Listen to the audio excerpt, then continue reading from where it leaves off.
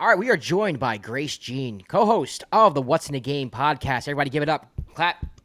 You know the deal, even if you're driving. Even if you're driving. Do not clap if you're driving, If you're please. driving, you have to clap. No, Everybody who's stop listening has to clap, no telling matter these if you're people to cooking, if you're stop. driving, if you're feeding your children, anything you're doing. Clap. Do it right now. Thank Grace! you. Thanks for having me. You're welcome. It's at a weird time for you. Your Nuggets are down Yeah. 2-1 to the Los Angeles Clippers. Game 3 was yesterday, was rough. How are you feeling? Are you okay? I'm feeling, that's a great question. I had kind of a rough night because what I like to do after losses like that is like binge watch something else to kind of bury those feelings. And so I did that and didn't sleep well or enough afterward. But I'm feeling okay. Honestly, games like that where it's kind of evident early on, I kind of start the processing in the middle of the game. And it really just felt like, okay, this team that they had been for the last, 6 games or so is sort of fading off, like since the firings of the head coach and the general manager, where they were, trying harder, and supposedly that was the main issue, and executing at a slightly better level than the rest of the regular season. Game 3 felt like the team that they had been most of the rest of the regular season. Yeah, you guys got Cinderella'd. That's what happened. Yeah, absolutely. I was waiting for it to happen. I was just kind of hoping that it lasted a little bit longer. Is there like a sense of like, we have to stop pretending that this team is a championship team, like the team that won the NBA championship? I think they get a lot of slack, and there's a lot of rope that people use, including myself, because every time I talk about the Nuggets, I'm like, they still got Jokic. They still done it before. Is there like a sense that you have and Nuggets fans have that it's just like, yo, that's not the team that won the championship. This is a completely different team. Yeah, I think there are different factions, right? And they are warring with each other. After Michael Malone and Calvin Booth were fired, there were all these stories about a civil war happening within the organization. I feel like there's a civil war happening within the fan base, and it's been going on. Well, not just all season, but even before the season, people that have different ideas about what the core issues with the team actually are. But then, to your question there's a lot of people that understandably, this is fans of their team that they've been fans of for years, and fans of this all-time great player that they've been fans of for years and want the best for him, that want to believe that the championship core that literally won a title in relatively dominant fashion just 2 years ago still has that in them, right? Everybody talks about championship DNA. It's not just Nuggets and Nuggets fans. And it didn't help that last year, a lot of the sort of magic of the team was in the ability to flip this switch that we haven't really seen this season, right? But last year they had all that clutch magic. They, until they blew a 20-point lead on their home floor in Game 7 to the Wolves, they came back from an 0-2 deficit to take a series lead, right, against a really good Wolves team that obviously is really good because they ended up beating them, right? And this team has a history of these big series comebacks. Their first postseason in 2019, their first series against the Spurs, and that was like a sort of inexperience. Even though they were a good team, they were inexperienced and going up against this experienced Spurs team, and they were able to come back from a series deficit there. Obviously, they sort of, the claim to fame of the Jokic-Murray duo were the 2-3-1 series comebacks in the bubble in 2020. And so the people want to believe that, that the ability to sort of flip that switch and demonstrate resiliency through, really adverse conditions, particularly in the postseason, is still there. But there is another group of people, and honestly, speaking to myself, I feel like I've been parts of both of these two groups at different points in the season. You got to pick a side. Right. But then there's obviously another group, and the deeper into the season you get, the more I've sort of been pulled to the side of like, this isn't the same team it's a lot of the same players, but there's not that same chemistry there. They haven't demonstrated the same level of resilience through tough times in the season.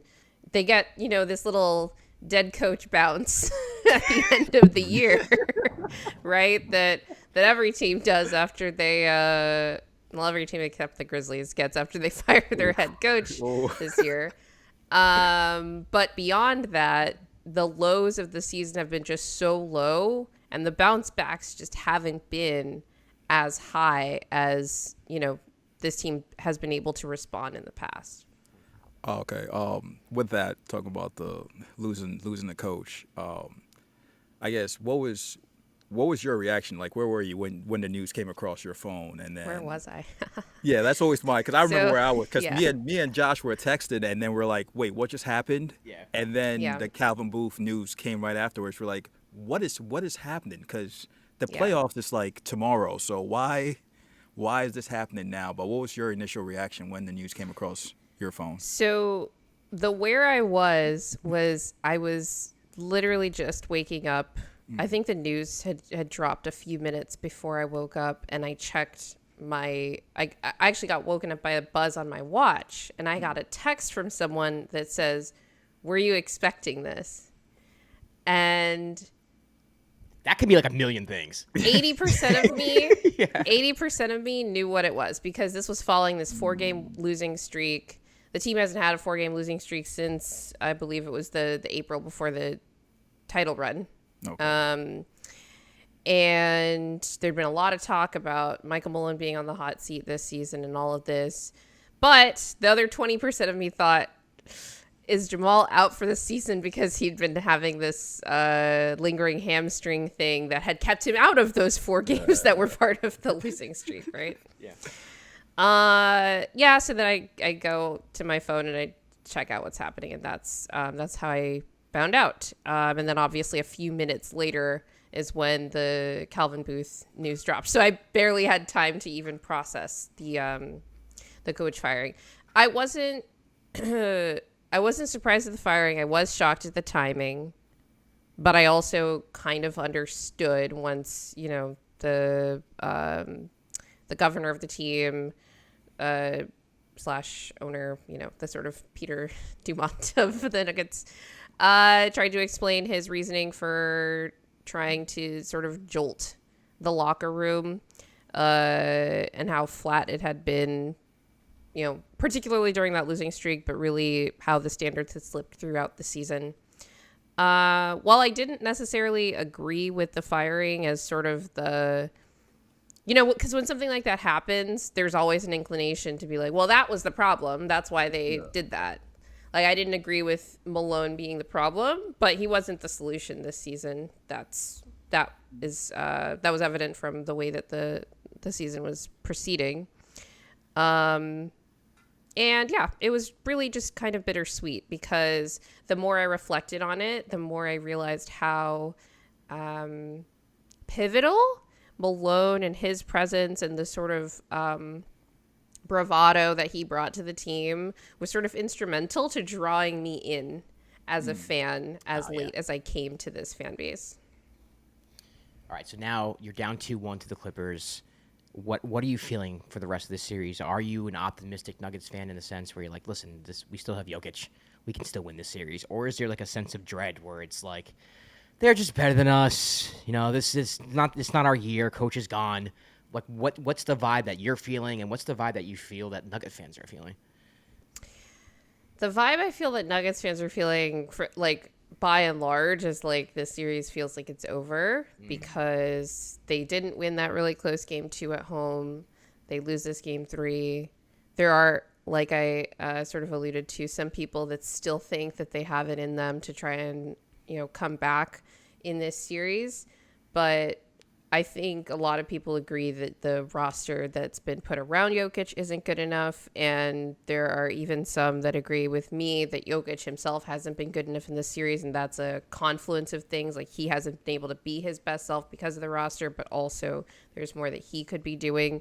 But I think part of that is just a feeling of resignation that that seems to be emanating from the team.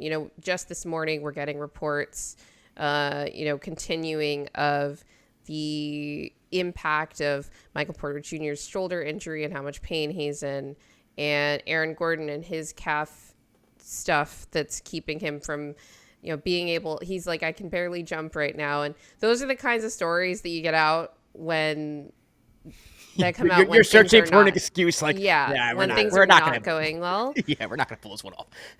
And so I think a lot of the people that are kind of where I am right now are starting to look toward the off season. And it's sort of strange because looking at this series, it's not necessarily the same things that coming out of the regular season you thought were issues with the roster, because you had a decline from, at least thus far, from Christian Brown, who had such a great regular season. Obviously having fewer like transition points is part of it, but the defense has been hit or miss with him all year. Obviously health is playing a factor in Michael Porter Jr. not being as good in this series, but there are lots of questions about what kind of playoff performer he could be going forward. And then, Jamal Murray is just kind of like, he hasn't been terrible, but he hasn't been great, right? And we sort of count on him to be a playoff riser, and that hasn't, materialized. And the same thing goes for Jokic, who's been great, but not to the level that they need him to be. Like, he hasn't been the one in control of this series. And so all of those things, on top of like the bench being like just what it is, just hand wave, confounds the specific direction that whoever takes over the team next, whenever they start their GM search, which I don't know if people know this, but when Josh Kroenke, the governor of the Nuggets, did his like presser about the firing, said, we're not going to be starting our coaching search or our GM search until after the postseason. And so that sort of puts, a hold on a pretty important timeline for just finding someone that can set a direction for the team. In your, I guess, from your viewpoint, what, let's say they end up, however the playoffs end up playing out, what direction do you want this team to take moving forward? I think it's really, just sort of what I was alluding to. I think it's really difficult to say. Mm-hmm. The easy answer, just in terms of what the constraints of the new CBA are in terms of the type of team that you can build, and not being able to be too top heavy, sort of dictates that you have to try to trade one of the core around Jokic, Aaron Gordon, Jamal Murray, Michael Porter Jr., at least one, right, to try and build out the depth around the team. But the other factor in this series has been the top end hasn't been good enough as well. So that's what I was sort of alluding to with sort of talking about the confounding variables that this particular series is revealing. I think one of the things that Josh Kroenke wanted to do when he said he wanted to jolt the locker room was try to spark some kind of win streak at the end of the season, because the Nuggets were in danger of falling to the play-in and potentially missing the playoffs entirely had they continued on where they were before they fired Malone, right? And what that meant was another postseason where you don't get to see and sort of test and assess how these different pieces fit, how some of these young guys are progressing in their development, and how they're going to perform in a playoff setting, right? And, we're seeing what, these guys who are guys on rookie scale contracts, who are late first round and second round draft picks, are able to contribute in, a first round playoff matchup. It happens to be the Clippers matchup. And so the question is, like, would this look different if they'd had a different first round opponent? But I think they wanted the ability to assess those things. But because of the way that the series has proceeded, it's difficult to sort of pin a particular area that, that has gone wrong. For me personally, I would like the defense to improve in a really big way. 100%. I think they need a defensive anchor Yes. more than anything else. Yes. That last year was KCP. I don't think Yeah. anyone thought of him as a defensive anchor because he's a perimeter player, but there's so much that goes into that. It's getting on guys every single night, communicating every possession, obviously performing your individual assignments at a team level, in addition to helping to execute the team defensive scheme at a high level and taking ownership of that. And I don't know that, myself included, anybody really appreciated the degree to which KCP had done that. And so this year coming in, we have all these guys that are theoretically good defensive players, but we don't have anybody who is taking ownership of the defensive end of the floor. And a lot of people are like, well, your superstar should be better. Absolutely. Jokic has had not a great defensive season, understatement, right? But most good teams have at least one guy, if not more, like the Thunder, who are the whole team is freaking good. It's insane. the defense is where they make their money. And I think part of the problem with having this team that's known as an offensive team and finds our identity as an offensive team, I think even Christian Brown admitted this in an interview with Malika Andrews. Sometimes we let our offense win us games. And it was such an offhanded comment, and I was just like, that's not what you want to hear from the guy that came into the league as a rookie. Defense was the thing for him. And I feel like that aspect of the culture has slipped so much just as a result of KCP out that needs to be addressed in a big way. All right, everybody. Grace Jean, give it up. Give it up. Before we go, prediction for the series. Well, I had started off with Nuggets in 6, but now I think Denver has too much pride to go out in 5. Okay. They probably get one of these next 2, and then it ends up being Clippers in 6. Because I think Denver, while they have that pride, they also know that they don't have enough. Got you. All right. I think that's fair. Grace, thanks for joining us. If you want to follow Grace, you can.